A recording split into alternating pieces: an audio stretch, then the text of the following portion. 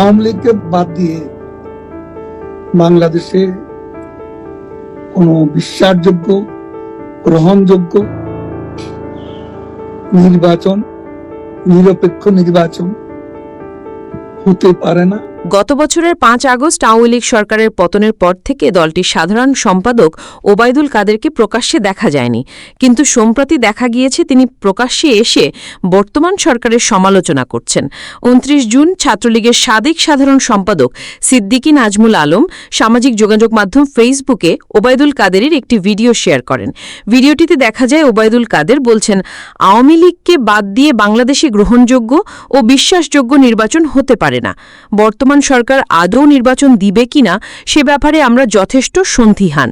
নির্বাচনের নামে তাদের যে অশুভ ঐক্য, এই ঐক্যকে নিয়ে তারা আজ সংস্কারের নামে গোটা জাতিতে বিভ্রান্ত করছে। আজকে বিচারের নামে ক্যাঙ্গারু কোর্ট বসিয়ে প্রহসন চালানো হচ্ছে। এই ধারা আমরা গুড়িয়ে দিব এবং এর বিরুদ্ধে আমাদের প্রতিরোধ চলবে বলে জানান তিনি।